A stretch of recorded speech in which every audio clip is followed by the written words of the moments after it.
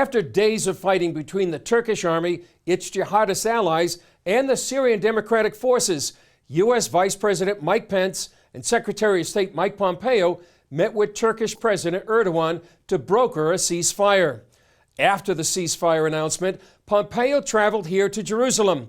The trip was designed to help ease Israeli concerns about the pullout of U.S. troops from northeast Syria.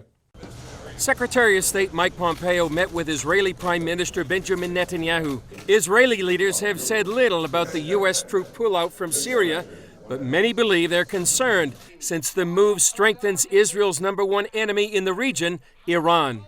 On Thursday in Turkey's capital, Vice President Mike Pence announced a ceasefire after meeting with Turkish President Recep Erdogan. Today, the United States and Turkey have agreed to a ceasefire in Syria. The Turkish side will pause Operation Peace Spring in order to allow for the withdrawal of YPG forces from the safe zone for 120 hours. But Turkey and the U.S. seem to have different views on the agreement. Turkey's foreign minister says it's not a ceasefire.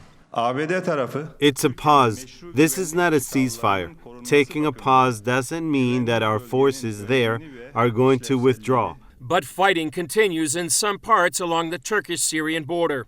The Syrian Democratic Forces, the SDF, issued a statement and said they would do everything they can to observe the ceasefire, but rejected any occupation by Turkey of Syria.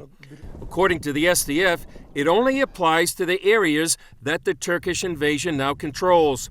The agreement also does not mention Russia or the Syrian regime, who already have troops on the ground. The Assad regime rejected any Turkish occupation. And the big question is which reading the U.S. supports. The SDF says the Turkish interpretation would surrender all Kurds and Christians to Turkish jihadists. President Trump called it a victory. It's really a great day for civilization. It's a great day for civilization. So I just want to thank everybody. In Washington, some senators were unhappy. New Mexico Democratic Senator Martin Heinrich said, under this so-called ceasefire, Kurdish forces and their families face the impossible choice of fleeing their homes or being ethnically cleansed. Utah Republican Senator Mitt Romney called it a betrayal. The decision to abandon the Kurds violates one of our most sacred duties. It strikes at American honor.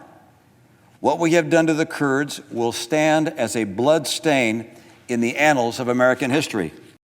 As Senator Romney said, many of those Kurds, along with Christians, Arabs, Yazidis, and other ethnic groups in northeast Syria, feel abandoned by the U.S.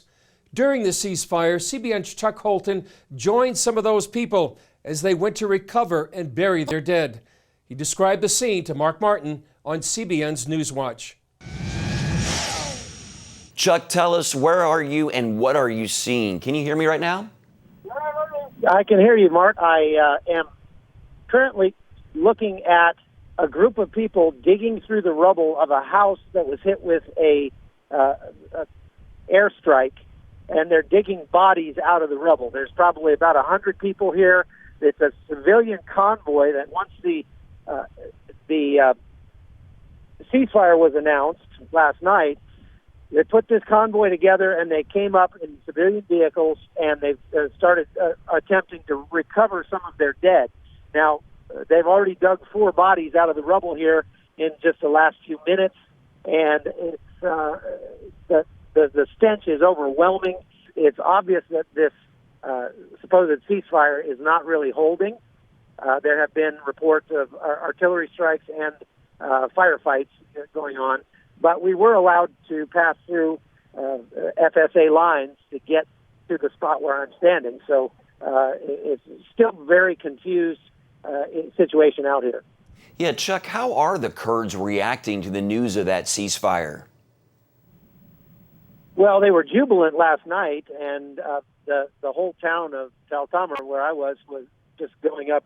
Everybody was shooting their weapons in the air. It sounded like World War III.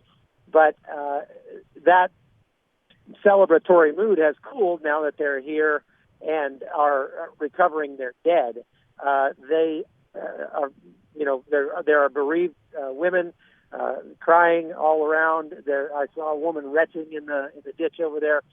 Like I say, the smell is atrocious right now, And it looks like they're finding another body right now as I speak.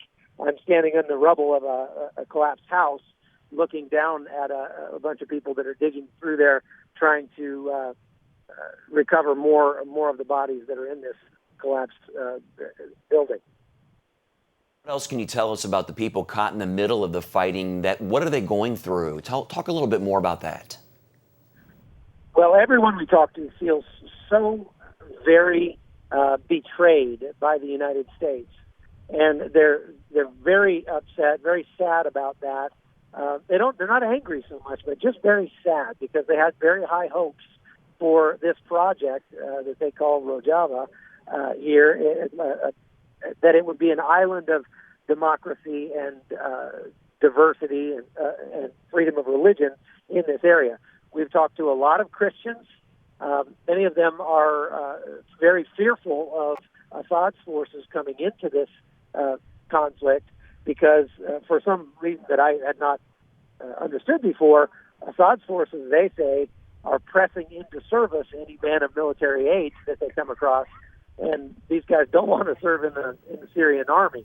So many of them are trying to escape to Iraq or wherever they can go to get away from the Syrian forces that are also very close by.